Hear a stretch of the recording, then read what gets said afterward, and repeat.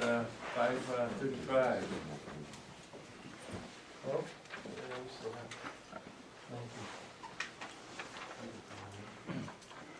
and Sarah. So everybody's here. Jack, if you wanna, Well, just for the partnership, there's been a open meeting law complaint. First I saw it about approved minutes, not online. I don't know, we've approved all the minutes as we go along. I know I owe you some, but we haven't had like a regular meeting in a couple times, so I'll have to look at which ones are and aren't, but as far as I know, you've approved every set of minutes except for November 3rd, and obviously, so, I'll check. That's all I have. then you've been in between secretaries too, so. Oh, wait, there's another one here To about be the, Jack, yeah. those two people, if you wanna come forward, the printout of the plan is here, help yourself. Thank you. Sorry, Jack. Oh, and then, yeah, there's one about the agenda wasn't specific enough, the silver. Thank you. I posted it like that Anybody several else? times. Thank Sarah? I did talk to the town administrator about it, he said, proceed, since you're not a regulatory board in any sense, you don't make any votes on anything on the minutes. But, we'll check and see. I can start. For you guys, after the meeting we had, I guess it was on November 3rd, I met with Michael and Randy to kind of talk about everything that we've been talking about, you know, density, mostly density and land use. We talked about doing a conservation subdivision, we talked about doing an as-of-right subdivision, and then obviously we talked about how, under the existing, everything we heard, how could we reduce density and reduce impact? And I just saw it this morning, as I hope you guys did, what they've come up with, so I'm not exactly sure how you came up with all this. But I don't know if Randy or Mike, probably Randy, if you want to talk a little bit about the problems with the conservation subdivision, why it doesn't work for you? And then maybe go into what you got here. I don't know that the conservation subdivision doesn't work. I know that we have an irregularly configured piece of land that requires at least one road for 312 feet before we can start to do anything. It's narrow on both sides and then spreads out either end. So I was asked to take a look at what could be done to reduce density from the 39 lots that we were out at down to 29 lots, instead of using a loop road to come in with some type of a cul-de-sac arrangement. So we've dropped one in here for 491 feet.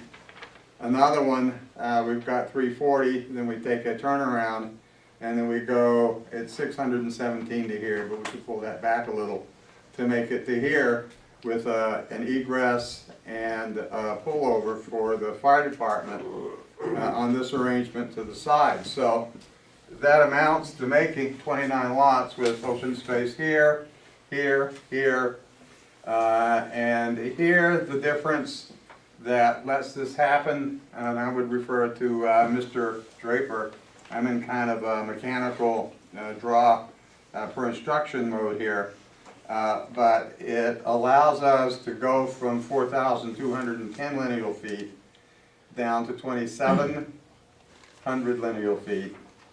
The road length is reduced 1,600 feet, 36%.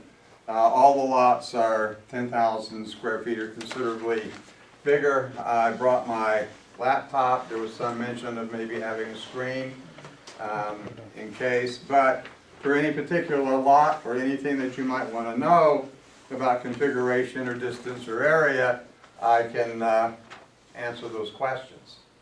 So So that's how we got from 39 to 29, and from 4,200 foot down to 2,700 feet.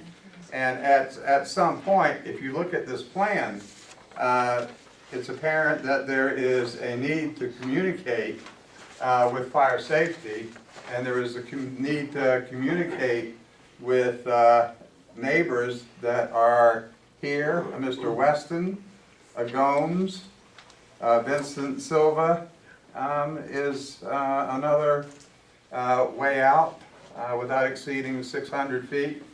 The pullover for the fire department, and what's going to work, what isn't going to work, and where we want to bounce around open spaces too, and be as considerate as we can be getting this where it's going.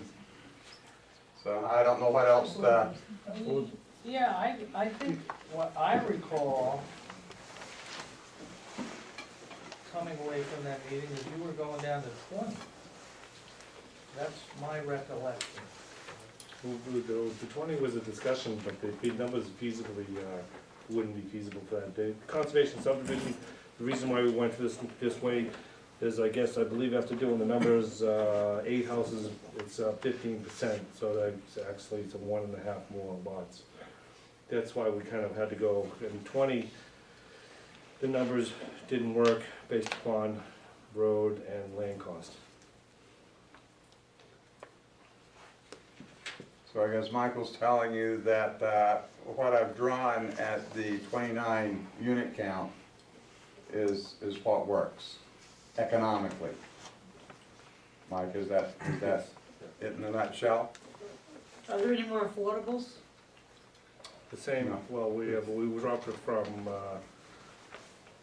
You were 10. 10 to 8. Just a clarification, did you say these lots are averaging 10,000 square feet? No, I said the 10,000 square feet are considerably better. Yeah. Yeah. They're 10,000 bigger than the other ones? Yes. So we're looking at about 19,000 square foot lots? Well, no, there are some lots on this plan that are 10,000 square feet. But for the most part, they're all considerably bigger. So we were averaging around 9,000 and change. Yeah, we last probably increased them by 50%. Yeah, 50%. So we're looking at around 15,000 yeah. per The- lot. I can tell you, the last time around, the committee had asked us to average the lots and try to get 9,300 to 10,000. And that's what we did, so that we were right around 9,300 square feet. Now we have nothing that's any smaller than 10,000, but if you want to pick kind of an in-between lot, what looks pretty average here, what do you think about lot 17? As typical, some are bigger, some are littler. Does that seem about right? We'll look at 17 as an average lot. Yep. Give me a minute. Actually, not that long. 17.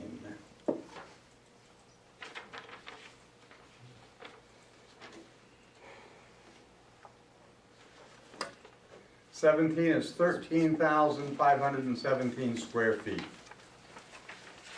But before that lot was like about 9,000. So we, to hear the concerns for the last meeting was that, density was a big issue. Like, okay, let's see what we can do to make it financially feasible for me to, the 20 number was brought up in a conversation, and I tried to make the numbers work, and the only way to make the numbers work was to, if the lot was square, it would probably be something we could probably pull together, because the arrangement of the land, and the way we have to do the road, we dropped 10 out of there. I mean, we even have more open space and locations to accommodate even off of your property, Mr. Weston, that's all like open space in the back there too, So I try to achieve, everybody's concern for, density, which is a concern. So I said, okay, I'm trying to work with everybody for this particular project to achieve the, to make it financially feasible for me, and to make bigger lot sizes for, what's on here, and then, the concerns that was spoken on last meeting. You know, of course, the road length, is a concern for the fire department, which needs to be approved before, and they'll probably have some, I'm sure they'll have some input guaranteed in this particular situation, which could change it all again. Hopefully, we can work something out, but, in time, we can keep on going back to the drawing board. I'm just trying to let everybody know that, what I'm trying to do is achieve a happy 40B where people don't feel like we're just cramming 45 houses in here. First it started at 45, then 39, then we're at 29. Maybe drop one more off there if we needed to, but, plus or minus, really, this is all subjective to the fire department granting us, for improving the road layout, for safety purposes. Are these 24-foot roads? Yes. I mean, we've increased the lot size. A lot of these lots, with the other plan we had, a lot of lots were pretty small. I'll admit they were kind of small. They were 8,500, 7,500, there were some that were 12,000. But with this new layout, I mean, the lot size has become much bigger, considering what we had on the plan before. And I thought that was a win scenario. I know as far as everybody's concerned, the perfect thing would be, acre and a half, But, generally speaking, we're just trying to, achieve the affordable housing and try to make everybody happy at the same time. And if I may, through the chair, Bruce, this corner lot down here, for example, lot 10, that's a 33,000 square foot lot. One could reduce the area of that lot and add to the open space if one wants to look towards the intent of the conservation subdivision. And the same thing happens down at the other end here on this cul-de-sac. All of these are quite large, and the open space here, buffers can be created. I have a note here that this plan is for, the sketch is for discussion purposes. And if we're starting to get down to a unit count of 29 or 28, and we can use buffers and open space and lots and lot sizes to get units away from other houses close to the development and limit the road construction cost to justify the density and get the seller's price and the buyer able to work things out, we can work this out too. But this is just a next step, and I wish we could engage a meeting, Bruce, that had a fire authority here to speak to what's doable or not. Perhaps that's an administrative matter, but I'm starting to feel a little bit lost in terms of where to go and how to address cul-de-sac length if we're into reducing road length to reduce density. And what I'm hearing is that is what needs to happen. I can flip back to the loop road if you like, the bow tie outfit there, but that was 4,000 linear foot of road to be able to loop water and access all the way around and have safety concern of the fire department 100% addressed. Now we can go to this and cut the road almost in half, but how we address safety and egress becomes the issue if this is the way we're going. And I think what we want to do is make the number of units within this 17-acre piece the lowest that we can make it, and the lots the biggest, and the open space and buffers appropriate for people. So. I think Jack has something Yeah, to say. I honestly, I thought you were coming in with less lots, and I was encouraged by our meeting. If I recall, we did talk about obviously having to work with the fire department to see if we can get some relief from some of their statutes. We also talked about talking with the seller of the property to see if he would cooperate to get less density in there.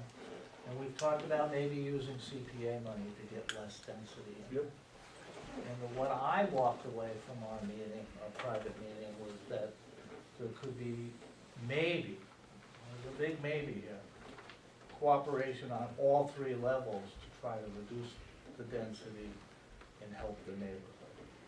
So, I didn't hear those other two pieces, I only heard one piece. Yeah. Well, I appreciate that, and that's all true, you know, and then,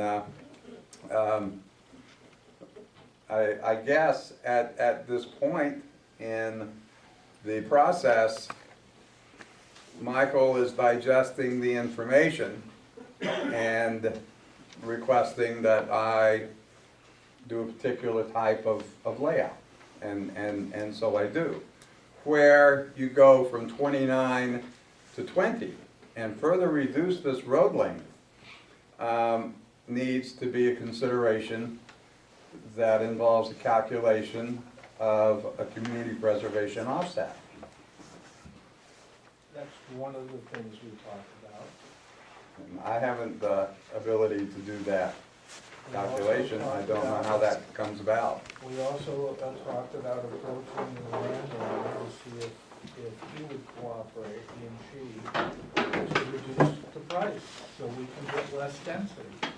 So that it truly is a friendly, community-oriented project. I know we talked about that. So, what I'm hearing, and I'm kind of stuck in the middle because this is my sixth plan. What I'm hearing is 29 isn't a small enough number, 20 is what you're looking for. No, well, I'm just telling you what the meeting we had, so these folks know the meeting we had. And I was a little surprised at this plan myself. And I think a couple of you, I may have said that I thought it was coming down to 20, I can't remember. So, I don't know what's acceptable to the neighborhood or the partnership. I haven't had a discussion with anybody about it. I'm just surprised, that's all. That's what we're here for. Yeah. Oh, I don't mind saying, just curiosity is, you know, one of the things I look at as a taxpayer, is not just as a butter, is we have acre and a half zoning based on the service systems. I understand you're talking about engaging town water, but the amount of density, the amount of surge systems per standard zoning is a number. You can make lots bigger, smaller, but that's gonna come down to a core number. I don't see it being substantially different, well, it is different than it was previously. That was one of my major concerns, is you were looking at, before you were looking at about 6 surge systems per standard zoning size. So for every acre and a half, you guys roughly had about 6 storage systems on that lot in the previous drawing. And I don't see this being substantially smaller. It's 3 per acre, basically, maybe 4. Well, you had 10,000 square foot lots, you had a surge system on every lot, and that would be about six lots per standard In zone. the old plan. Yeah, in the old, Yeah, well, and then this one's, I'm just looking at the number of units versus the acreage of the land. Are we looking at 30 units? 29, 30 is a nice round number. So it'd be 3 per, the zone, allowable zone. Okay. I'm investigating the different kind of system to alleviate the amount of nitrogen, I think it is, or was it what is the? Nitrates and phosphate loading. Phosphate loading, to accommodate those kind of concerns. That's already in the works, I just need to come up with a workable plan that's gonna, you can't please all the people all the time, but we try to please most of the people most of the time in this particular situation. So, I mean, it's not like I'm just saying I'm gonna put in a regular system, and I'm looking into, I understand your concern, we've already investigated it, a system that would alleviate that particular problem. Of course, that's, we'd like to put it in there, but, until we come up with a density that's gonna be, financially feasible, it's just basically, it's just on the table to look at. I understand. I mean, we're still doing the same houses that we had shown before. I mean, it's all about just trying to make the numbers work. you know, between lot cost, road costs, and, you know, at some point, the numbers become not feasible, no matter how low you go. I mean, it's only with the market value we have in, you know, currently, that, you know, you can't get $400,000 houses, you know, 450s. Those days are not here, they're not barely in Plymouth at all, you know, unless you live directly on the water. So we're trying to accommodate affordable housing without, you know, overpopulating the area, which is everybody's concern. So we dropped it almost by 25%, from 39 to 25, which is pretty substantial from the cost value. I mean, before we were trying to alleviate, you know, to get 39 houses in here, and I said, okay, well, this is gonna work right out with, because the road does like 4,100, it was like, you know, it was almost a mile, you know, 3/4 of a mile, you can do road races around there if you wanted to, but now this is a different plan. And this plan could be, you know, thrown out the window too, if the fire department doesn't look at it, you know, from an objective point of view. Have you engaged the fire department yet? Yeah. No, I've asked not to until, as a group, we come up with something, so we don't have them inundated with 15 plans. I was hoping I'd see something different, Will, and then I talked to Reverend Merritt about sitting down with the chief, but not yet. So, if I may, through the chair, in your opinion, Jack, this isn't chief material yet? I am not, I'm just telling you what our discussion was, you know, I was very impressed with the neighbors at the last meeting, and I think it's important that they speak their minds about this, not me. I'm just telling you the meeting we had, that's all. So, so I'd be willing to just throw in here. So I think we all appreciate that you made an attempt to reduce the density, so, you know, we'll acknowledge that. And I'll speak for myself, because I can't speak for anyone else, obviously, but, you know, the amount of lots, I was hopeful with 20 lots, that number was floated around, that maybe that, you know, we're kind of going in the right direction. I think what I keep hearing here, and I'm sorry that this is the way I perceive it, but we're still talking about your profitability. And that's, your profitability is impacting our neighborhood. And again, I don't begrudge you to make a profit, but I see that you're using a 40B loophole to get in as much density as you can so you can make some money. And, you know, that's kind of the bottom line. And we have zoning laws here in Carver. We wanted to keep the zoning laws, or we were, I think, as a group, willing to accommodate. You know, we understand that that's a developable area that, you know, can't say, no houses, that's unreasonable. But I do think we can say the density is still way outside the bounds of what we ever anticipated for an 18-acre lot. You have some issues with the size of the lot. You have some issues with the cost of the lot. You know, hey, good luck with that. That's not my problem. You want to put 29 houses in the back there, that's an issue. So, you know, from again, I won't speak for anyone else, from my own personal standpoint, I think you're going in the right direction with 2029 still a non-starter. How many houses do you want to see there? What's that? How many houses I'd like do you you to want stick to the zoning laws. see? Again, you know what? I would second Then you- That's it. Yeah, I think that's what you're gonna get from everybody, and you know what? You got overpriced land. Then you're gonna have to change When we bought our it. houses, we had to stick to the I zoning got law. it, Is the yeah. town gonna go back? And I paid for and it, let us too. reduce our land size to pay less taxes? I had to pay for my lot. I built my That's right, house. And we pay big taxes on our lots. Damn right. My taxes have gone up 35% in the last 9 years. My house property's dropped 30% in Right. the last 9 years. How justify that? And then I would question whether, really, you think you're gonna get the prices that you're thinking for those particular lots? I'd really look at that hard. You're in Carver with a whole bunch of folks right on top of you in the one area that's not, and then this goes in, and I would ask the board, do you expect that you're not gonna see more of these come into Carver? You're gonna see more of these come into Carver, you just set a precedence. And they're gonna do it under the 40B loophole. Fine, you'll get your 40Bs, but now we're gonna start to look like Malden instead of Carver. So, that's my 2 cents. Can I say something?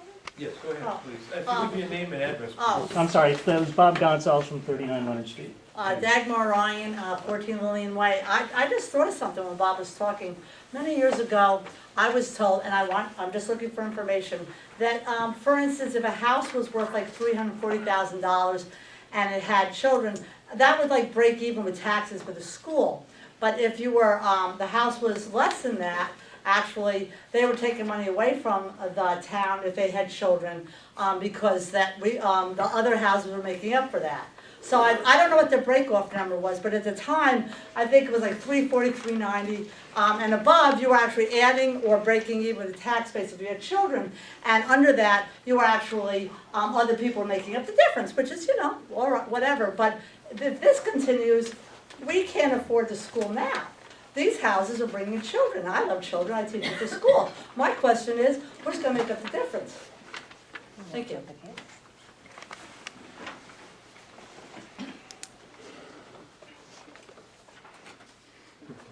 If I could, it's Paul Kelly, 36 Leonard. I have actually two questions on it. First, you had said that you haven't talked with the fire chief or anything yet. Is there a possibility is there a possibility in that he may be able to give you some leeway to actually get it closer to the 20?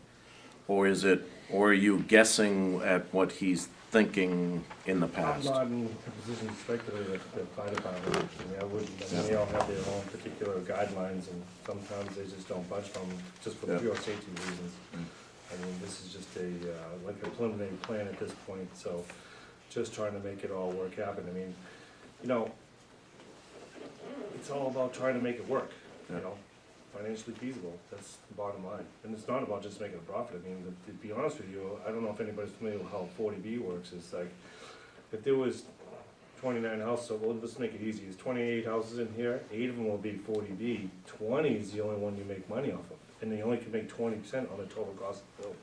Where typical builders who can make up to, twice that amount of money, if not all day long, on a particular project like that. So it's not about, you don't make a killing, it's impossible. But the It's 8 not- let you get to the 20.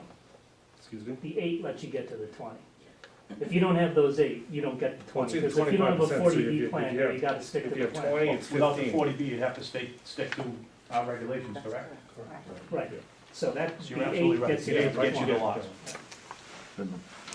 Just the other thing also, in talking, adding on with Dagmar, the concern that one of the concerns that I have on this one too is having that 40B exemption is these 29 houses, or whatever that number is in addition to what the town has already set in the bylaws as the maximum that we should be able to grow.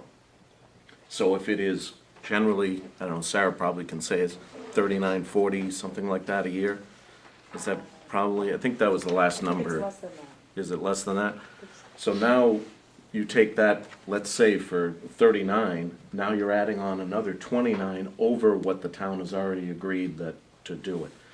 And I think the effort of trying to have affordable housing is applaudable. I don't think anybody has an issue with that. But to Bob's point, you're taking, 8, to get it in, and then the 20 added on, your percentages really don't go down that much, and those 29 houses, most likely, family houses, would be in addition to what you already said was your cap. So it starts getting to be a concern on That's that 2 new end. that's 2 more classrooms at least. Oh, Say- at least. say 2 kids And you know how in- crowded the schools are now. Yeah. But- What is the definition, Alan Anderson, 40 Leonard, and 3 Arrowhead Lane? What is the definition of affordable housing with a 40B? Like, in this plan? This plan would be that wherever number of units it is, they would be home buyers, and they would have to meet the minimum 80% of median income. So a family of 4 would have to make no more than $83,000 a year. And they'd have to go through an application process to get one of these numbers? And first-time home buyer And tax that lane. would be combined income? Yes. Yes. Total income. That's And no guarantee that a Carver resident would be first on the list to get? we can prioritize, we've done a few of these, Copper Lantern, which is the condos in South Carver. and Chance Court over here, condos, and condos behind the post office. And we actually had a lottery for Copper Lantern, but Carver residents and veterans got preference. You can't only have Carver residents, but you can give them preference. Jack, can you, Eric Weston, 189 Main Street, and owner of the agricultural property adjacent. I might ask Sarah to chime in if you would, and it goes to these people's questions. The last meeting they asked, and I might have my words wrong, like a master plan feasibility study. At some point, do we crunch numbers for the financial point of the town? So the estimated tax revenue for a number of units times estimated children and impact on the school. Just, it's a town thing that, you know, Certainly if you were talking 70 students, or if you're talking 2 children per house, which I don't think is that unreasonable or unrealistic to Not at expect. all. If you're talking another 70 children into the school system, what type of tax burden does that bring versus revenue in? What's Which, you know, What's tax your on your point, question. your price point on the houses? 325, and they can go 350. We can ask for that, I think this is way too early for that, but, I know it was brought up last time, so I can ask them when that. I mean, every subdivision is that way, you know? I agree, but I think when you're talking density, and I'm not sure what you did on Copperland, and I know that Transport is, We did do a Is cost age. analysis on Copperland, he was required to, and I don't know how they're treated, but I mean, obviously, there is a definite financial impact to the town there. absolutely.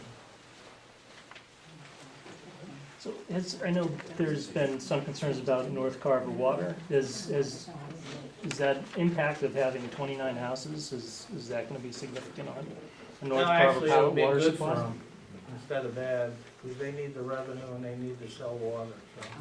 But I meant as far as quality water, pressure water, et cetera. No, they're very underutilized.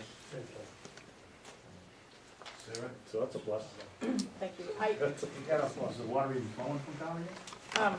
Sarah Hewens, Sarah. 52 Forest Street. I know I'm not a direct neighbor, but and anyone correct me if I'm wrong, but I believe it costs roughly $10,000 a year to educate a child in Carver.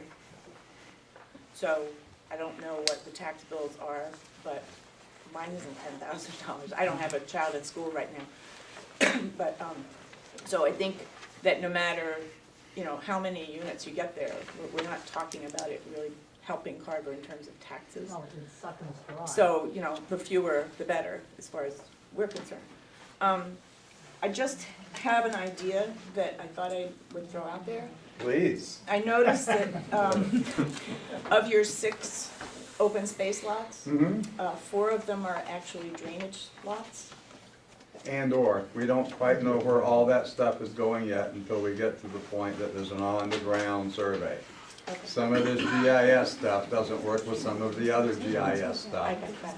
We need, So I guess where I'm going with this is that if, it would be something to shop by the fire department, of course, but if you were to reduce your roadway, reduce your lot sizes, instead of increasing the lot sizes, get it to however many number of lots you can, everybody seems to want 20, and really give us some open space, okay, because that's a buffer that these people, I think, are looking for.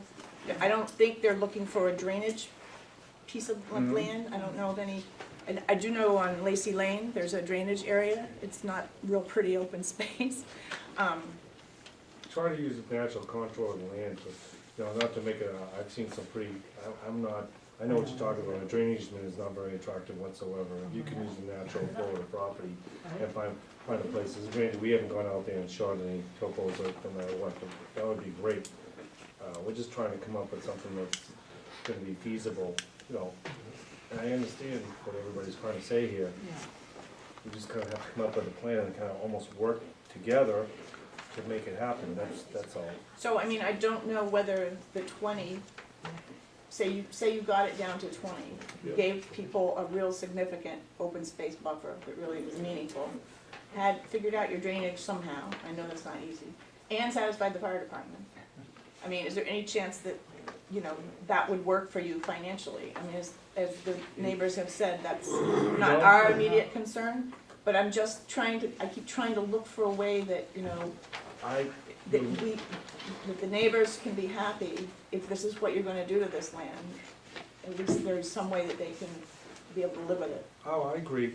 I would, the shape of the land creates a significant amount of challenges to make the property on it feasible to work together. So it's not a typical square box. Yes, obviously you can see that. I mean, I agree. I mean, if you can pull it together, it's just more work and then other meetings and, we're trying to come together. I mean, 20 seems to be the number, of course. I don't know. So some people in this room particularly don't want, they just want the zoning, they want to just, well, actually it's 8.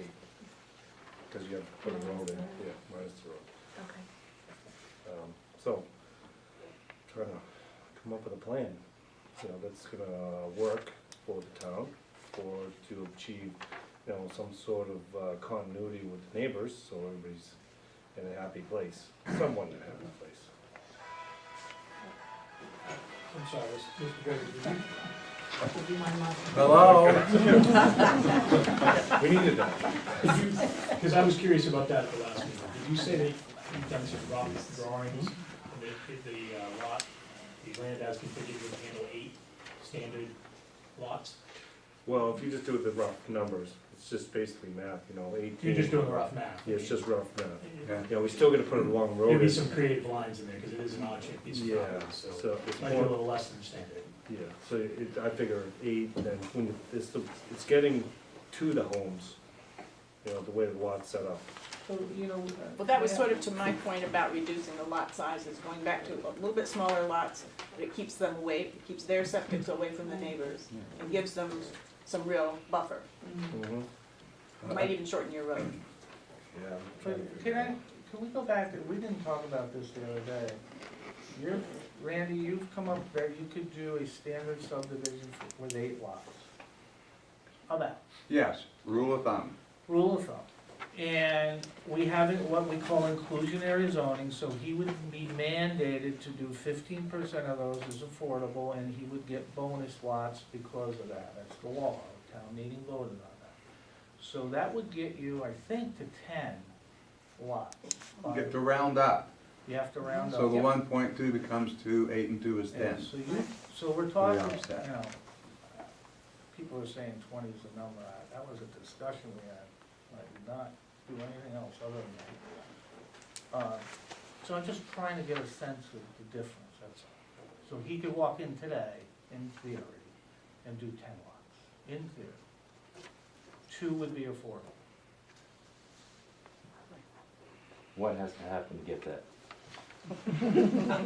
I think you gotta ask him. I Bottom know, line. I know a few things that would have to happen, but I'm not privy to those conversations, to be honest with you. I think we came in 6 plans ago. Which is fine, because I'd rather, be cautious on Oh, this. sure. And, I mean, we 10 plans, I don't care. I don't mind drawing plans while I'm listening to the Patriots. If it sounds good, I get up and watch the replay. And Mr. Draper is very, very good to us. But I'm trying to do a little figuring here, listening to Sarah, reducing the road, reduce the lot size, maximize open space. I've got, define a number that we want to reach, satisfy the fire department. And I look at this layout and I say, okay, so we've gone from 39 to 29 and dropped basically 1,600 feet to make the 29 work for the economics that the buyer and the seller and the marketers have to get to.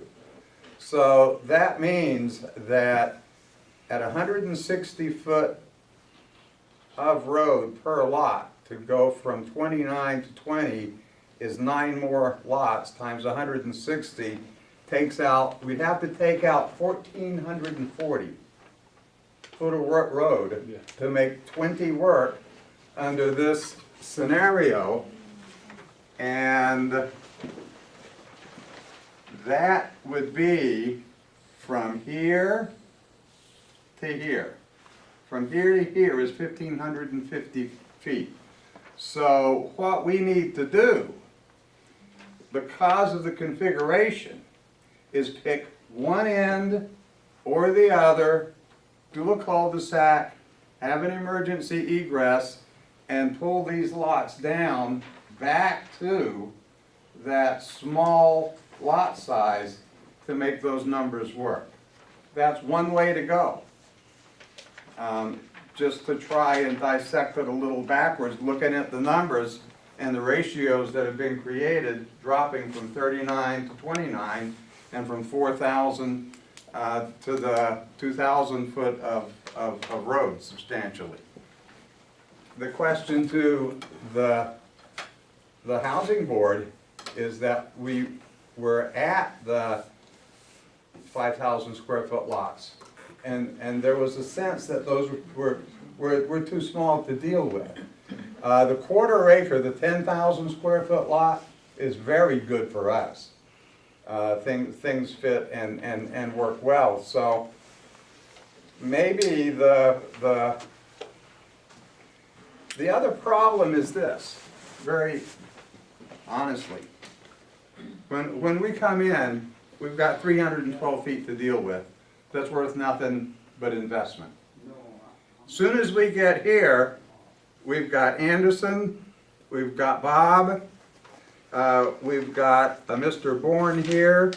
I think these people may hold an interest in this property. Is that true? Along Plymouth Road, on the north I side? believe so. Manny? He stepped out. He For stepped a out. second, he's on the phone. Perfect timing.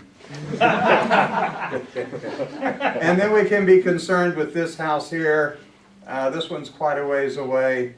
We worry about these guys. The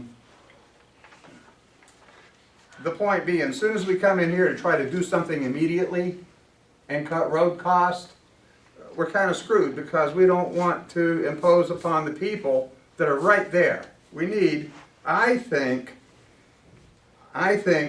Eric, we need to focus what we want to do in this largest area, which is here, maybe.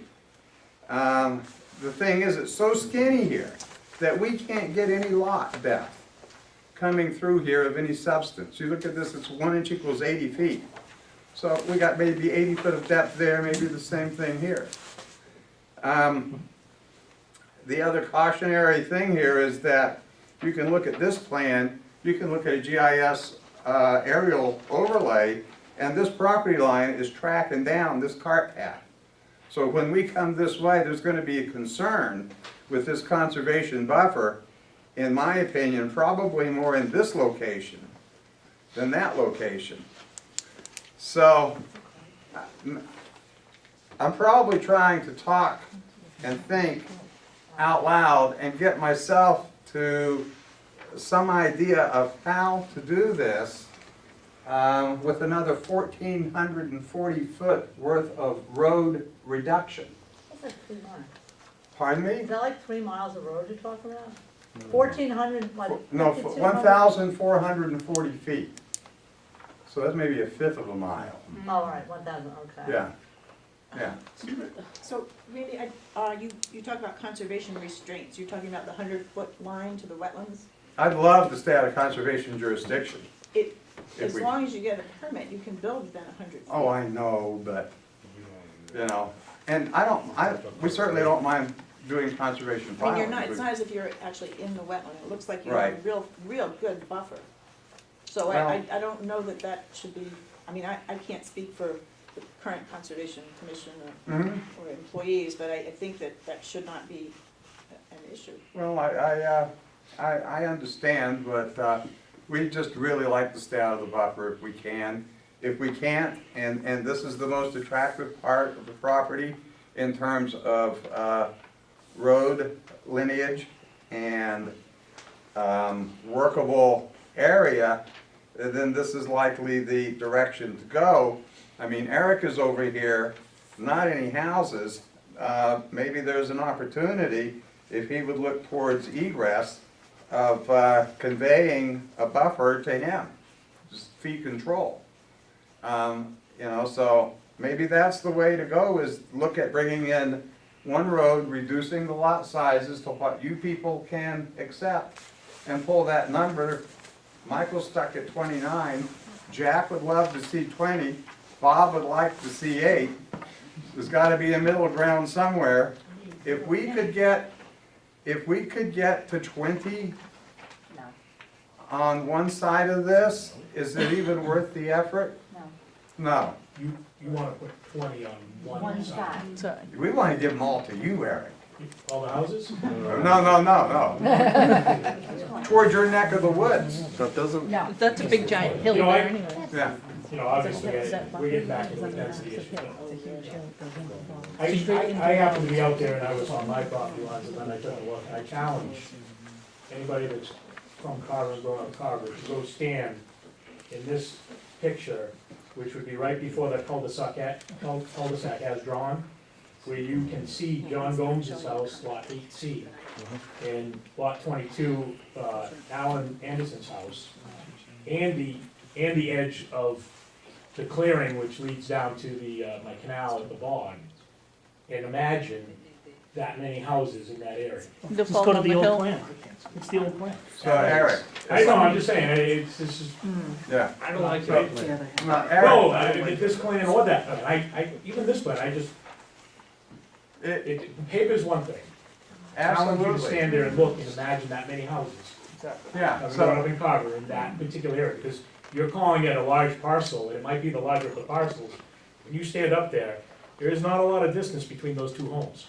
That's my side When yard. I look at this too, I know the McAllisters and everybody's property that is like on the bottom, and they're pretty much acre lots, right? And then I look at, it's not drawn to scale, it looks like you've got all this room, and it can't be, because Maryland, the Carlos, it looks like they got, those are acre lots. Move your ruler over to the other side, keep going, keep going, keep Down. going. The other way. Right. Yeah. This way and down. Like that, it looks like those lots on the other side are like 2 acres.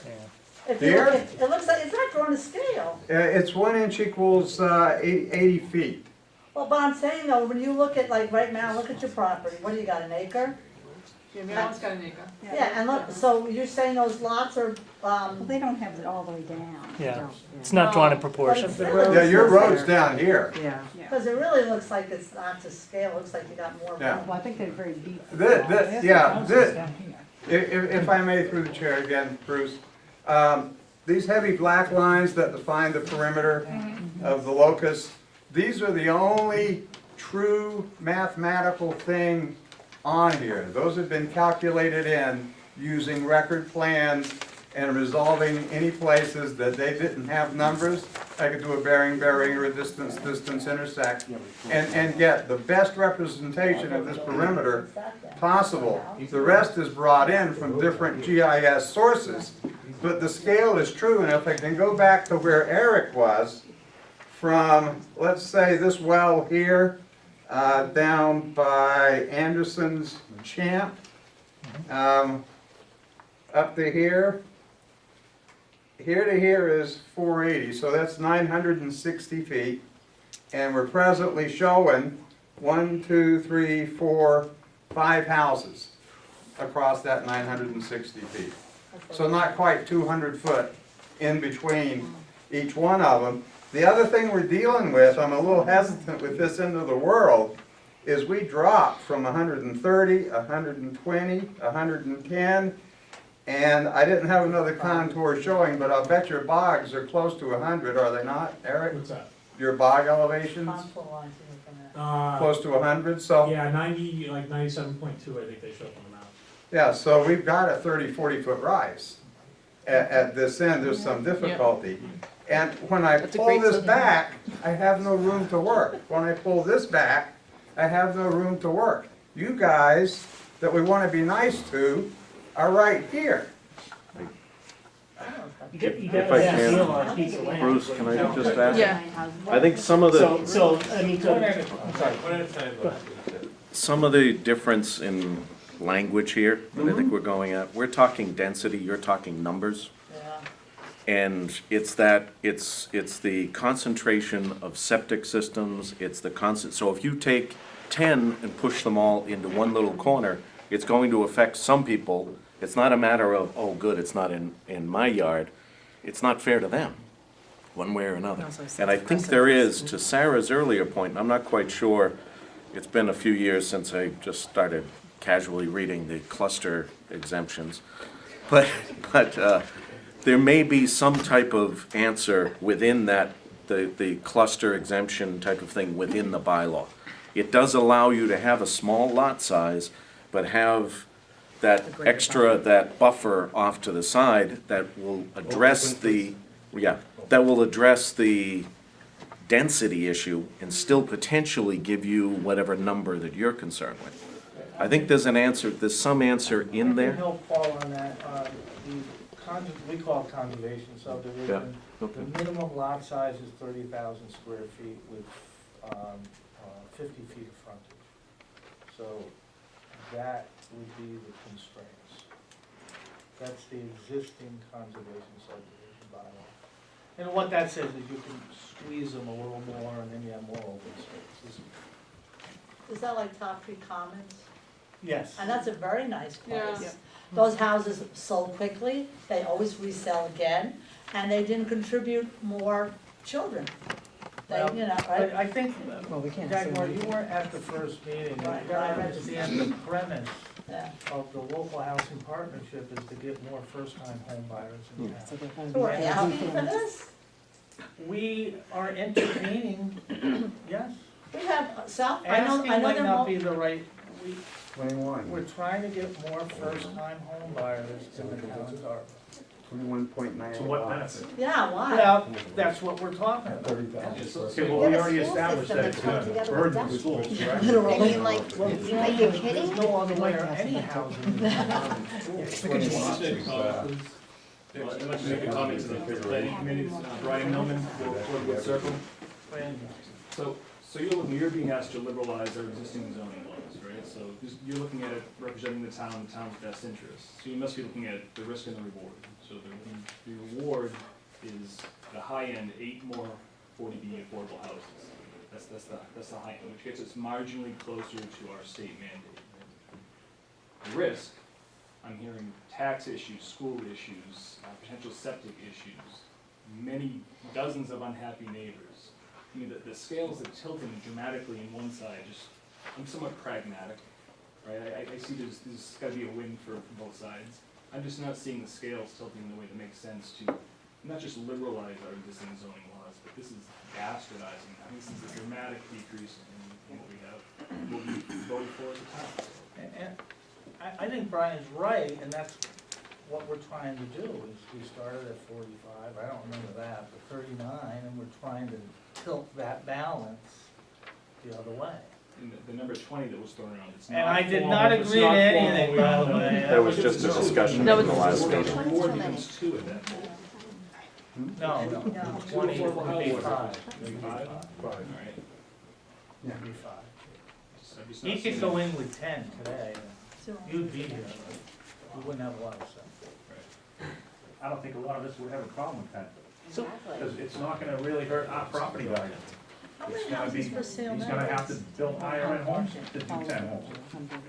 100 houses? can I ask a question to the board? So, if this goes in, what's to prevent another one similar to this on a 15-acre piece of land to go in down the road from here? It's apples and oranges, there's no precedent, none whatsoever. Why is there no precedent? It if could, we've done well, it if before? this was a 40B, if it was, they stand alone, completely alone.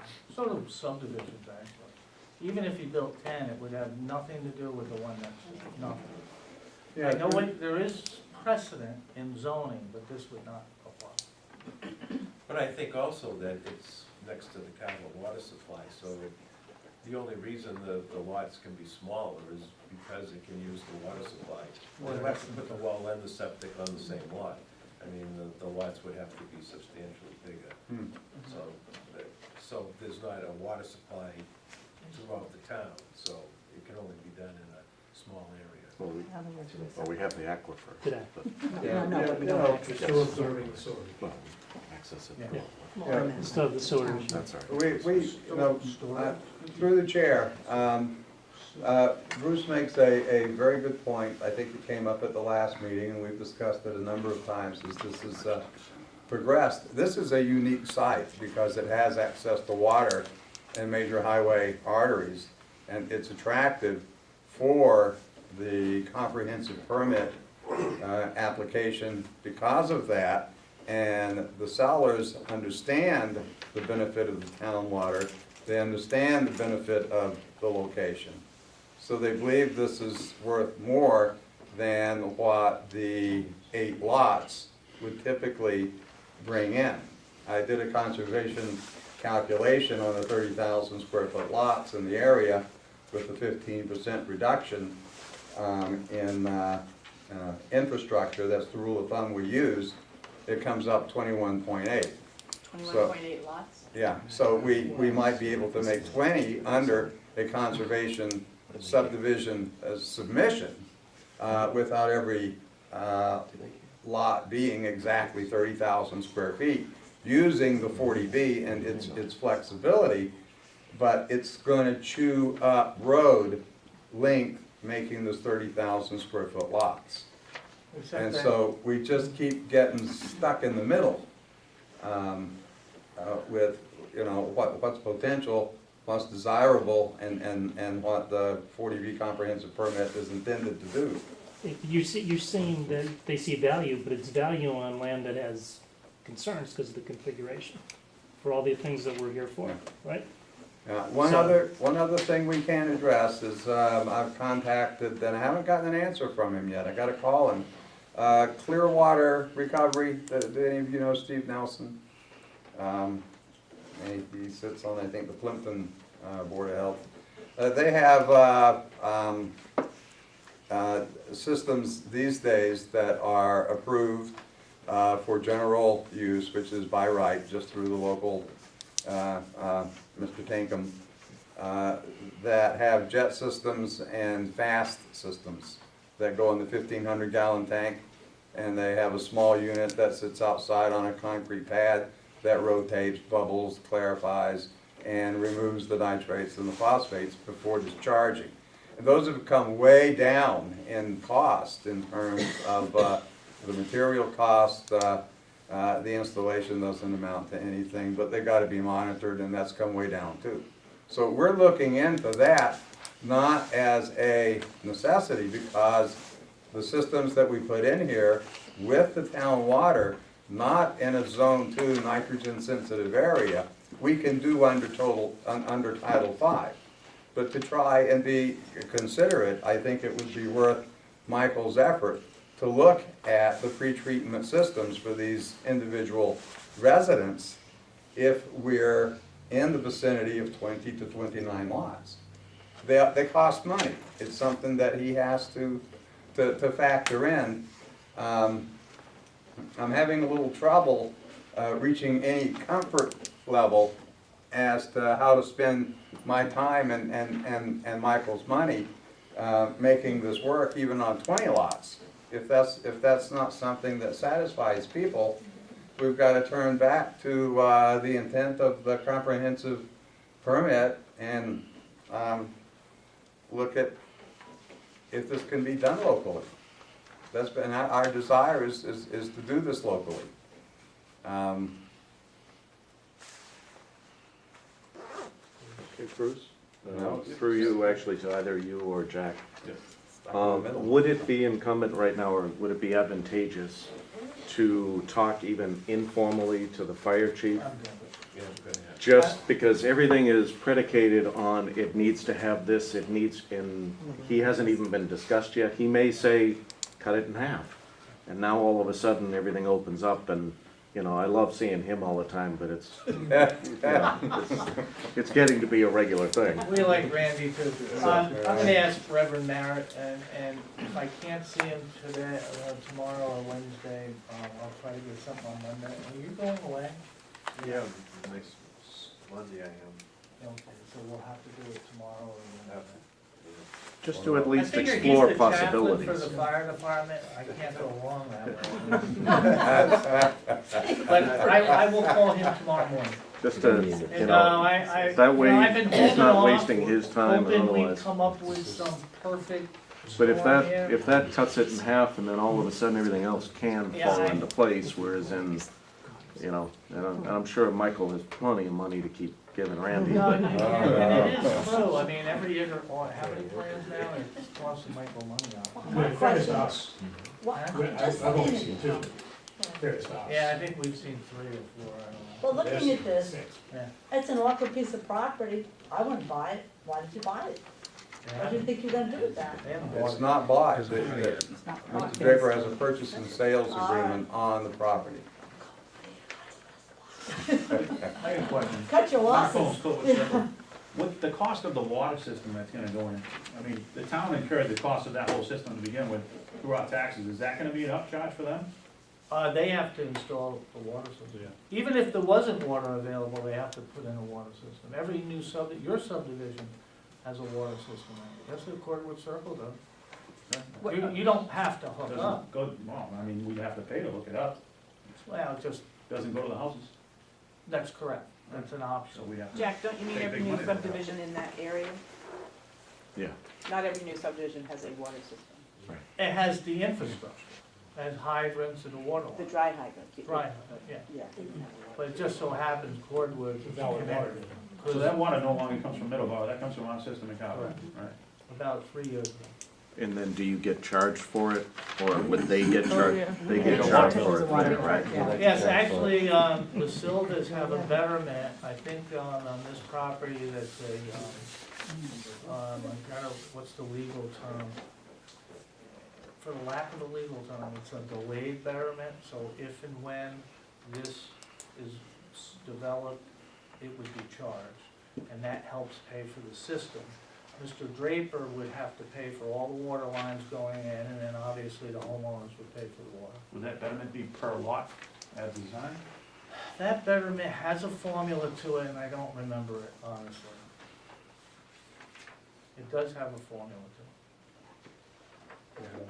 What do all these brand new houses do to all the houses that we're trying to sell in Carver now? What do you say, 100 houses for sale in Carver? I mean, Is that right? I think there's a real estate person amongst the board, but How that's many the are last up number on the that I know market of. now?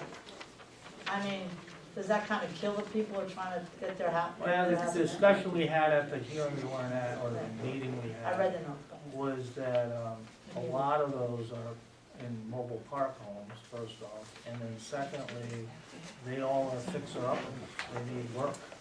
All right, so if this goes through and it's the same price, those fixer-uppers are gonna sit there, those people aren't gonna be Well, they're able to. sitting there anyways.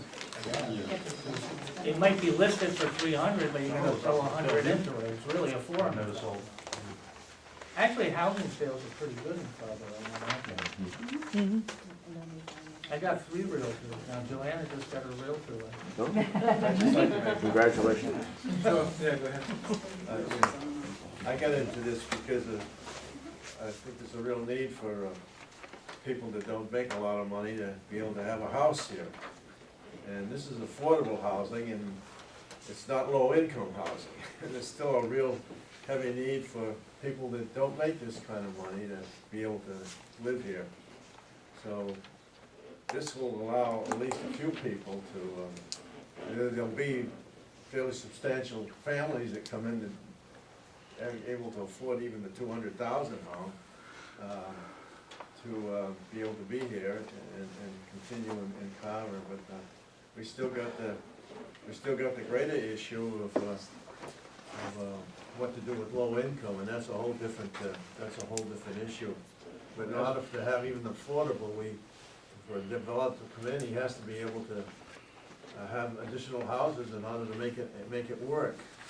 And so that's the dilemma we have, if we don't want more houses, but we have to have a line there somewhere where we can provide for people that can afford the 200,000 home, and get down to 20, we'd only have 4 or 5.